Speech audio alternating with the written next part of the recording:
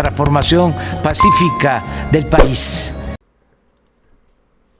Amigos, bienvenidos a una nueva transmisión más. Es un placer estar nuevamente con ustedes. Servidor Irving Rodríguez, transmitiéndoles desde su canal Pregoneros 4T en busca de la información para esta cuarta transformación. De antemano les quiero desear que tengan un excelente día. Nos encontramos ya a jueves 25 de agosto del 2022. Si nos estás viendo por primera vez, muchísimas gracias por tu tiempo y por tu espacio. Solamente pedimos el apoyo con la suscripción para que cada día podamos ser más en esta gran familia pregonera. Señores, ¿cómo ven las cosas? Ante la petición que había hecho el Ejecutivo a la Suprema Corte de Justicia de la Nación sobre el tema, un tema muy delicado, muy importante y muy debatible, sobre la prisión preventiva oficiosa. Ante esta situación, la verdad es que me gustaría que ustedes den su punto de vista, si es necesario eliminarla o seguir manteniéndola. Se alega que existe mucha gente inocente con esta medida y la cual pues pasa mucho tiempo encerrada y nunca se le lleva a su juicio conforme al tiempo que debería de ser, y a la vez hace que la Suprema Corte de Justicia de la Nación pues no haga su trabajo, no se ponga las pilas.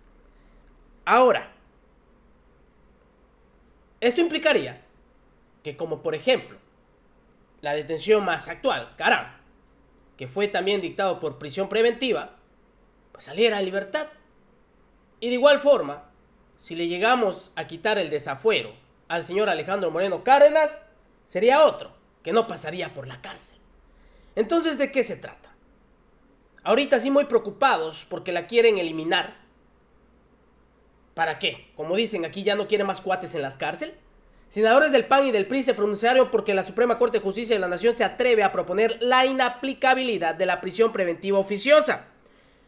Señores, aquí lo que hay que ver, y es que yo siento que no es desaparecer, sino modificar ciertos delitos que no sean considerables como graves y que no tengan que o no puedan aplicarse en este sentido. En esta situación, el día de ayer, el mismo gobierno de México había lanzado un comunicado tanto para la ciudadanía y a la Suprema Corte de Justicia de la Nación, la cual yo creo que es grato escuchar y saber qué es lo que está considerando el gobierno de México. Y de igual forma, pues se volvieron locos los senadores del PAN en plena conferencia, y ahorita se los voy a presentar, sobre esta situación. Sí, hay casos en las que no se debería de aplicar, yo estoy totalmente de acuerdo, pero en casos en donde vemos evidente que estos, y sobre todo, porque hay que decirlo, ahorita todos así muy centraditos en los temas de actores políticos y sobre todo de militantes de ciertos partidos que están cayendo.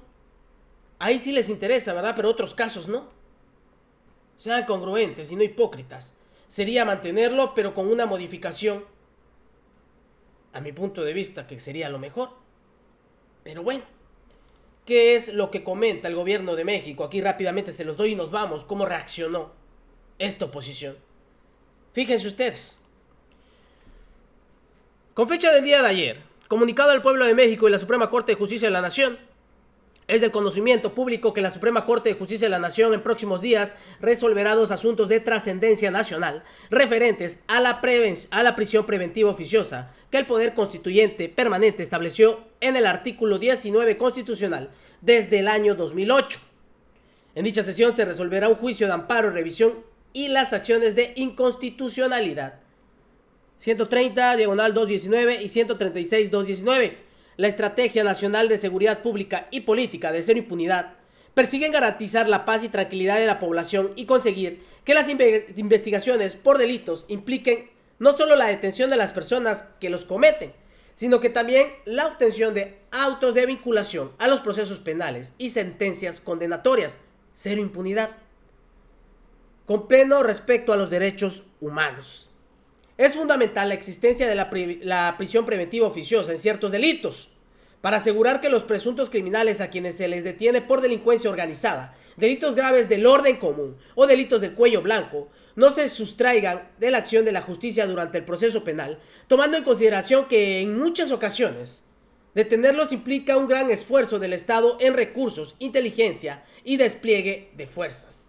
Se trata de evitar de igual manera que evadan la acción de la justicia, que en represalia por su detención atenta contra la integridad de las víctimas o amenacen o atenten contra testigos, o que sigan cometiendo delitos y dirigiendo actividades criminales que afectan a la sociedad.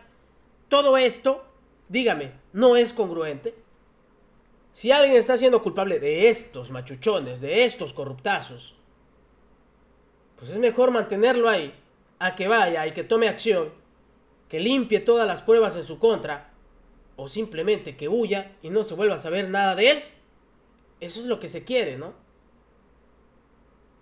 Fíjense ustedes nada más. Y yo sí estoy de acuerdo en el sentido de que no se debería aplicar en ciertos delitos. Porque si hay gente que puede ser realmente inocente. Y otra cosa, en lugar de estar viendo sí o no, porque esto implicaría, y hay que ser sinceros, la justicia en México no está para lavar. Si quitan esto, imagínense cuánto se tardaría ahora sí un proceso o un juicio. Nunca van a encontrar pruebas. Entonces, ¿qué? Por default, por falta de pruebas, se declara inocente a esta persona.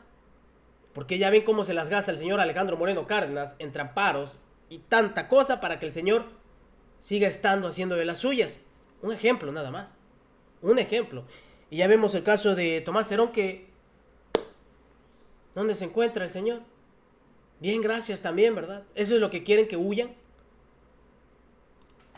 Delitos de alta gravedad como abuso o violencia sexual contra menores, delincuencia organizada, homicidio doloso, feminicidio, violación, secuestro, trata de personas, robo a casa, habitación, uso de programas sociales con fines electorales, corrupción, tratándose de los delitos de enriquecimiento ilícito y ejercicio abusivo de funciones, robo al transporte de carga en cualquiera de sus modalidades, delitos en materia de hidrocarburos, petrolíferos o petroquímicos, delitos en materia de desaparición forzada de personas, desaparición cometida por particulares, delitos cometidos con medios violentos como armas, explosivos, delitos en materia de armas de fuego y explosivos de uso en contra de la seguridad de la nación, el libre desarrollo de la personalidad y de la salud, de conformidad con nuestra Constitución, implican que los presuntos culpables se enfrenten el proceso en prisión.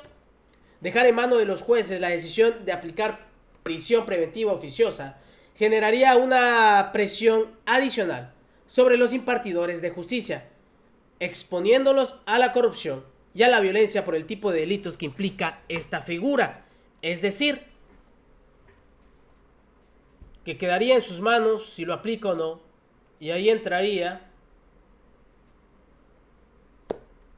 no lo apliques así, toma tu mochada, y los dos, bien, gracias. Fíjense. ¿Cómo lo ven? ¿Cómo lo ven?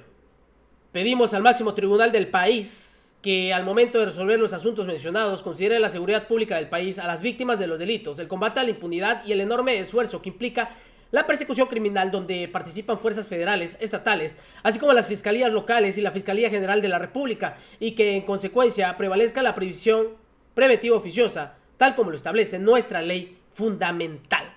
Atentamente, Adán Augusto López Hernández, secretario de Gobernación; María Estela Ríos González, consejera jurídica del Poder Ejecutivo Federal. Y así reaccionaron. Perdón. Un poquito de gripa. Tos.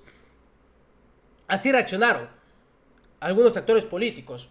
Pero antes, el mismo Alfredo Bedoya, gobernador ahí en Michoacán, coincidió con el presidente en que la propuesta para declarar inconstitucional la prisión preventiva representaría un retroceso en materia de seguridad. De aprobarse, se desatarían sin freno los delitos graves y la impunidad. Eso está en riesgo. El hecho de que pueden hacer y deshacer, y a ver cómo los paran. Escuchen. Prisión preventiva oficiosa, fíjense bien lo que voy a decir, es la peor violación de la Corte de Justicia de la Nación que proteja verdaderamente a los mexicanos. La prisión preventiva oficiosa, fíjense bien lo que voy a decir, es la peor violación legal que existe en México de los derechos humanos, porque significa, para quien me esté escuchando, que te metan a la cárcel, que te metan al bote por años sin haberte probado que eres responsable y culpable de un delito. Eso es un abuso brutal. Hay un listado en la Constitución que dice, si te acusa un fiscal, el que sea, de ese delito, no importa si hay pruebas, no importa si eres culpable, no importa si estabas o no en el país, no importa si vas a desahogar testimonios que claramente digan que tú no tienes nada que ver, no importa, te vas a ir a refundir al bote, porque yo digo, eso es la prisión preventiva oficiosa. Hoy el presidente, dándose cuenta de la importancia del tema, le manda línea a los ministros y ministras de la Suprema Corte de Justicia de la Nación y les dice abiertamente, hay que hacer público cómo voten los ministros. Claro que sí, presidente, le tomamos la palabra. Hay que hacer público cómo voten los ministros y ministras de la Corte, pero por el sentido contrario de lo que usted malamente está diciendo, para resaltar a aquel ministro y ministra que tenga el valor de acabar con esta desgracia de abuso de derechos humanos en el país. Eso es lo que necesitamos. Vamos a ver si lo que dijeron aquí ministras y ministras cuando se les entrevistó, cuando aspiraban a ser ministros de la Corte, que iban a defender el ámbito internacional y que iban a defender los derechos humanos, lo hacen realidad hoy con su voto. Hoy con este proyecto que pone el ministro valientemente en la mesa y que en los próximos días se va a decidir en la Corte, se puede acabar con una etapa negra de abuso en materia de justicia en este país. Hacemos el llamado a todos los ministros y ministras de la Corte a que tengan valor para acabar con esta clara violación de derechos humanos que significa la prisión preventiva oficiosa. Por cierto, decirle al presidente que por favor alguien le explique lo que significa.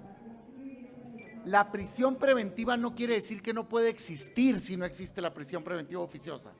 Quiere decir que no te la van a dar en automático. El juez tiene un catálogo de muchas medidas cautelares, entre las que están que vaya alguien y firme, quitarle el pasaporte a la persona, arresto domiciliario, ponerle un GPS y muchas otras cosas. Y al final, si está en riesgo que la persona comparezca, si está en riesgo la víctima, un testigo o algo, si es una persona reincidente, un delito doloso, el juez puede, valorando la peligrosidad del caso, dictar prisión preventiva justificada. Sí, claro, pero por los datos del caso, no de manera automática. Este ministro toma los documentos internacionales, tratados, la Convención Americana y dice, México firmó, es parte de organismos internacionales que ya han dicho con claridad que la prisión preventiva no puede ser oficiosa. Entonces, ¿de qué sirve decir que formamos parte de una comunidad internacional y que los tratados y las convenciones tienen rango de ley en México? Si no le vas a hacer caso. Ya se ha decidido en Corte Interamericana que no se puede aplicar la prisión preventiva de manera generalizada. Así es que hoy quisimos marcar postura, mi compañera y un servidor, en el sentido de aplaudir la valentía de este ministro, que está queriendo acabar el abuso que por años ha existido en México con la prisión preventiva oficiosa. Por cierto, existe un segundo documento de un amparo también de otra ministra, que es la ministra Norma Piña, que va en el mismo sentido. Enhorabuena, y el llamado es a que los ministros no se dejen presionar ni por el presidente de la República ni por nadie, y que decidan defendiendo los derechos humanos de los mexicanos. Muchas gracias, compañero Damián. Pues primero decir que desde que se discutió esta reforma constitucional, varias senadoras de Acción Nacional y de otros partidos votamos en contra. Votamos en contra porque sabíamos que esto era contra los derechos humanos. Es un camino fácil para los fiscales hacerle creer a la gente que con el hecho de que esta persona vaya a prisión, ya se castigó un delito. Aquí el tema fundamental es que las fiscalías tienen que hacer su trabajo y no lo quieren hacer.